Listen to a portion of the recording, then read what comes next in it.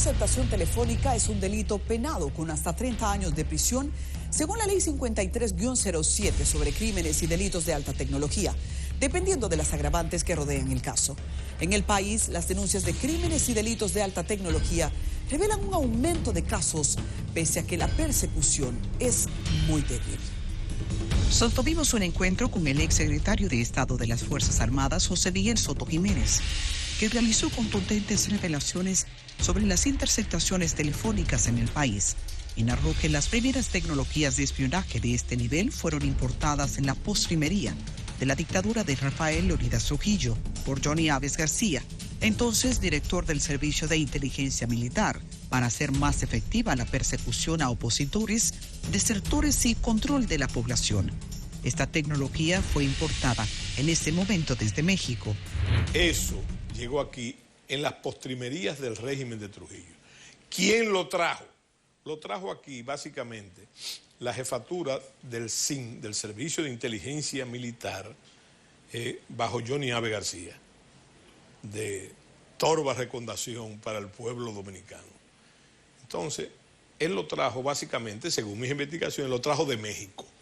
Tras ser abordado de cómo esa tecnología que llegó al país a finales de la dictadura pasó a manos privadas, narró que el hermano del tirano Héctor Bienvenido Trujillo, siendo presidente constitucional de la República, tenía una fascinación personal por escuchar conversaciones personales y a partir de ahí, las interceptaciones evolucionaron de objetivo político o de Estado a un instrumento de chantaje moral.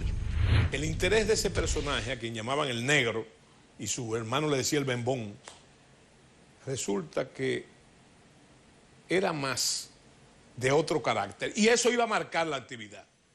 Esa actividad de la inteligencia la iba a marcar. ¿Por qué?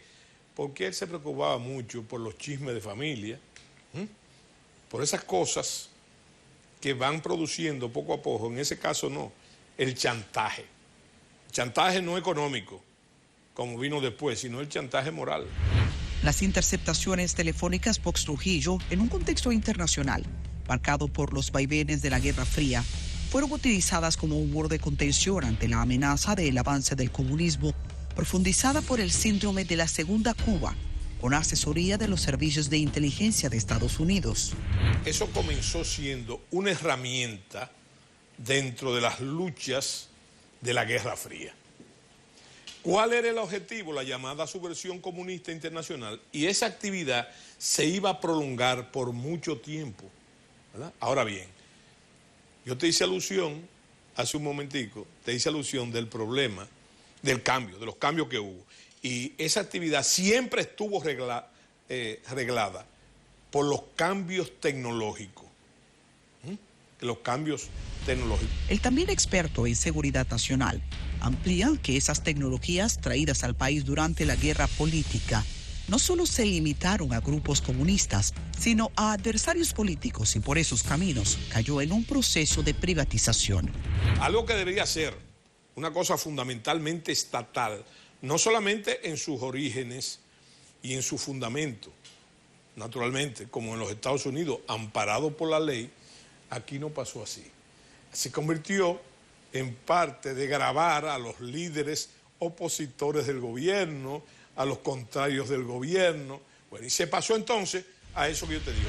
Reveló que para la década de 1980, tanto los partidos en el poder como los de oposición tenían acceso a tecnologías para escuchar a los contrarios. Por consiguiente, la lucha política se extrapoló en ese terreno de espionaje, pensando en los próximos torneos electorales y las jugadas por mantenerse en la dirección del Estado o ser opción de poder.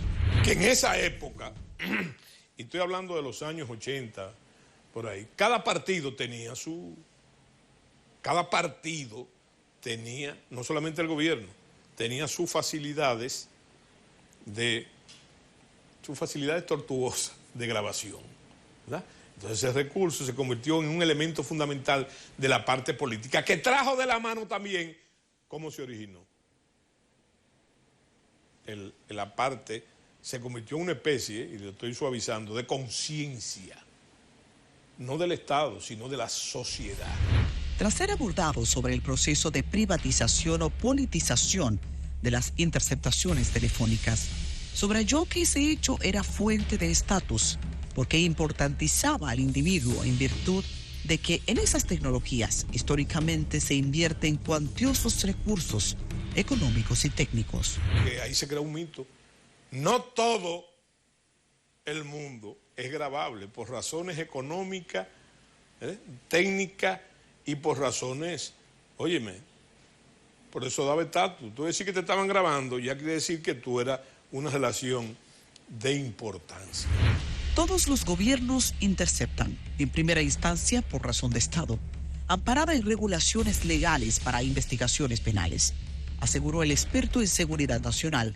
Además, hasta para perseguir casos de crimen organizado debe estar amparado en la legalidad.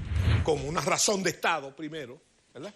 Que ha sido, pienso yo, o por lo menos en la letra, ha sido regulada, porque ya antes el gobierno cualquiera te grababa a ti. Imagínate la privatización sin ningún tipo de requerimiento. El exsecretario de las Fuerzas Armadas expresó que las intervenciones telefónicas por parte de autoridades o grupos privados ha hecho de la confidencialidad la última trinchera de la humanidad. Ya los dominicanos en ese aspecto, como se ha expandido eso en todos los sentidos, entonces ya está acostumbrado a eso, está acostumbrado. Lo que no debe acostumbrarse, porque tu privacidad es tu privacidad. Eso es un derecho que tú tienes. Sobre la efectividad de las tecnologías implementadas para capturar a personas que riñen contra la ley, especialmente el narcotráfico, subrayó que los capos almacenan cientos de números de celulares para desviar la atención de las autoridades. Por eso que tú ves que muchos de los capos que han sido capturados tienen 100, 200 números de celulares. Soto Jiménez, al hacer revelaciones contundentes, manifestó que el que no quiere ser espiado, que no use teléfonos por los niveles tecnológicos. En su caso, dice vivir en libertad.